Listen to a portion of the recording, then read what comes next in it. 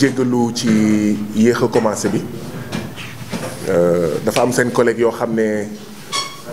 depuis avant 10 heures ñu ngi ñuy woo naan ñu ngi ci yoon ñu ngi ci yoon ñu ngi ci yoon donc ñu leen doon jéem a may ak embouteillage yeeg yooyu ak réunion de rédaction yi pour ñu mun a fekkee démarrage conférence de presse am na sax ñoo xam ne excès guñu mais bon on pourra pas les attendre dañuy commencer donc conférence de presse bi di commencer conférence de presse bi di jaale askanu Sénégal yëpp di jaale suñu force armée yi ci soldats takk der militaire sénégalais yi nga xam ne suñu jàmbaar yi am na si ñeent ci ñoom ñoo xam ne fan yi passé génn nañ àddina seen oto dal ci mine ba yàlla nanguwaat leen ci suñu coofeel ñuy ñaan suuf woyof seen kaw yàlla na leen yàlla xare aljana di jébbal suñu njaal seeni mbokk di jébbal suñu njaal suñu jàmbaar yépp muy l'armée sénégalaise di jébbal suñu njaal la nation toute entière bu ma juumul itam démb am na benn oto tamit militaire boo xam ne dal na ci benn mine ba benn militaire benn jàmbaar am si ay gaañu yu metti ñu ngi may wax sax ne ñàkk na tànkam ñu koy massawu bu baax a baax di gën a am mbégte di gën a am mbégte ci militaires yi gendarmes yi policiers yi force de défense et de sécurité yi nga xam ne ñun askanu Sénégal ñoo ñuy aar ñun askanu Sénégal ñooy tax ñuy nelaw ba yandoor ñun askanu Sénégal ñoom ñoo tax ñu mun dem ak dikk ak xel bu dal def ay yëngu-yëngu ak xel bu dal donc merci jërëjëf suñuy jàmbaar yooyu tous les agents des forces de défense et de sécurité ginnaaw njaal yooyu nga xam ne amoon na solo ñu jébbal ko askanu Sénégal yépp force armée ak njabootu ñi nga xam ne mooy jàmbaar yi génn ci àddina tey dañoo woote woon conférence de presse ngir waxtaanee situation suñu ay mbokk Sénégal ñu am fii la coordination des alumni du département des sciences et techniques de l'élevage ñooñu ñu nekk ay njàngaan yi nekk ci daara ju kawe ju ñuy woowee université Sine Saloum El Hadj Ibrahima Niass ñu am ay jafe-jafe yoo xam ne am na solo gouvernement bi dégg ko am na solo askanu Sénégal xam si yëg ko ñu am fii itam amicale des diplômés ferroviaires de l'ISEP de Thiès ay njàngaan lañu ñoom itam ay njàngaan lañu woon doon jàngee ci ISEP bu Thiès ñu leen doon former doon leen tàggat ci liggéey ci lépp lu jëm ci raay ñoom itam ñoom ay jafe-jafe dinañ si ñëwaat ci seen bopp mu am itam suñu ay mbokk yi nga xam ne dañoo am compte société bu ñuy woowee Poste muy société nationale je crois que coowal Poste ñun ñëpp dégg nañ ko ay weer a ngi ay at a ngi am Poste jàppal Poste am Poste bàyyil Poste ñoom ñu ngi fii itam toog pour wax ñoom jafe-jafe yii ñuy dund te defe naa dégg ko ci seen gémmiñ ci la gën a neex ñeenteelu groupe bi muy association des demandeurs de Parcelles Assainies section foyer du Sine Saloum muy kon ñeenti collectif yi nga xam ne ñoom ñoo nar a sekk waxtaan bi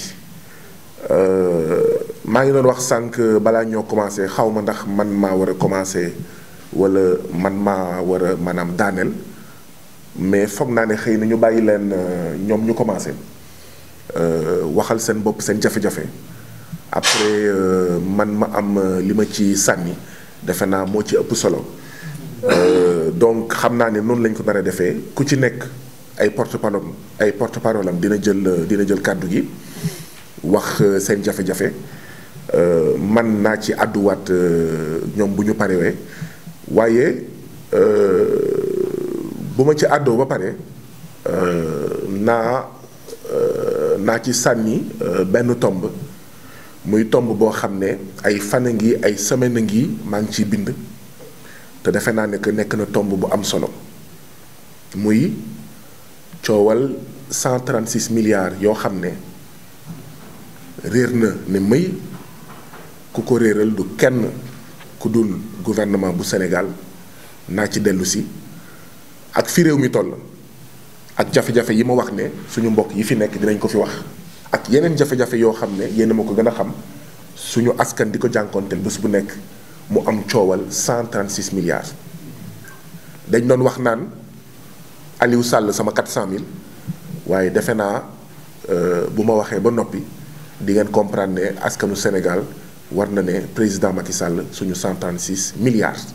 xaw ma ndax million laa waxoon bu dee million laa wax dama juum président Macky Sall suñu 136 milliards mais. Bien au contraire, c'est comme ça qu'on appauvrit un pays, c'est comme ça qu'on appauvrit une population, c'est comme ça qu'on maintient un pays parmi les 30 pays les plus pauvres de la planète. Monsieur le ministre des Finances et du Budget, Moustapha Ba, n'a pas nié les faits et ses arguments sont trop légers pour justifier que l'État renonce à 136 milliards de francs CFA. C'est pourquoi, en plus des 2 questions écrites adressées au ministre des Finances et du Budget, M. Moustapha Ba, pour nous dire pourquoi il a fait un renoncement fiscal de 136 milliards de francs CFA, pourquoi il a fait perdre aux 18 millions de citoyens sénégalais 136 milliards de francs CFA, j'ai déposé une proposition à l'Assemblée nationale de mise sur pied d'une commission d'enquête parlementaire pour que l'Assemblée nationale fasse les investigations qu'il faut pour savoir est-ce qu'il n'y a pas de corruption dans cette affaire de 136 milliards de francs CFA de renoncement fiscal.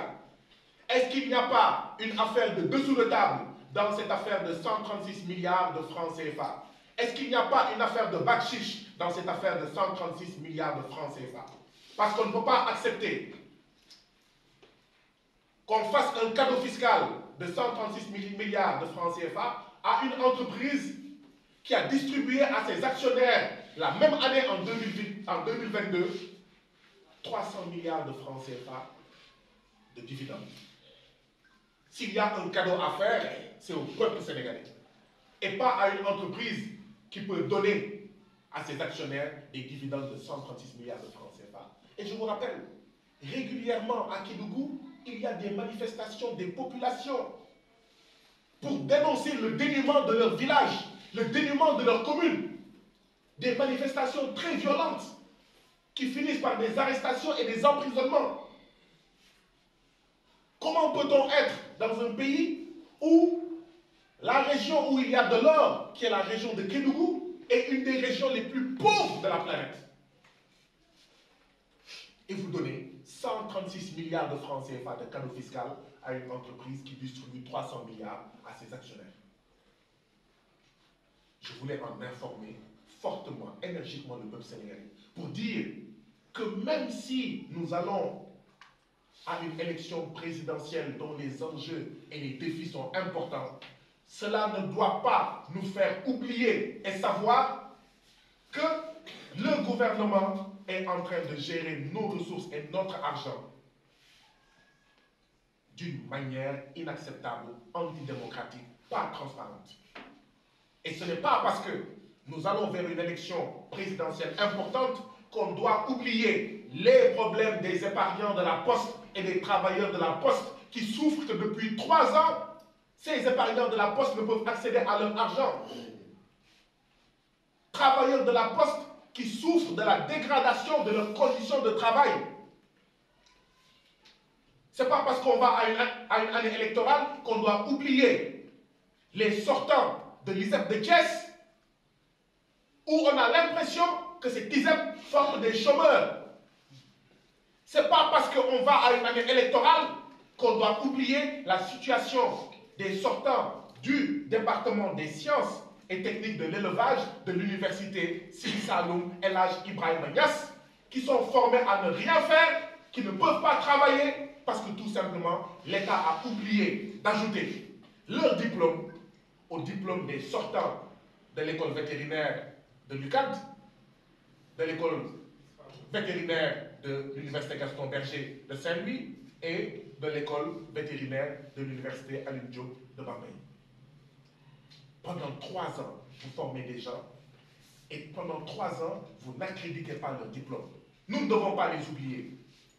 Mais justement, c'est parce qu'on est dans une année électorale qu'on ne doit pas oublier la situation des victimes de l'association des demandeurs de parcelles assainies, section foyer Sine Saloum, qui depuis 2003-2012 court derrière 712 millions de leur argent et 542 parcelles. C'est justement parce qu'on est dans une année électorale qu'on doit parler des problèmes des Sénégalais, qu'on doit mettre au devant les problèmes des Sénégalais. Les Sénégalais souffrent. Les Sénégalais souffrent. Et oui, je continue à m'engager à être votre député à l'Assemblée nationale du Sénégal. Mais je continue à m'engager en dehors de l'Assemblée nationale, à être à vos côtés, avec le FRAPP, dans vos conférences de presse, dans les marches, dans les manifestations. Et je nous invite à réfléchir à la préparation d'une grande manifestation de toutes les victimes d'injustice au Sénégal. De toutes les victimes d'injustice du Sénégal, victimes d'injustice de tout le Sénégal, unissons-nous. Unissons-nous, nous nous en def ben say pour faire face, pour régler nos problèmes. Je vous remercie.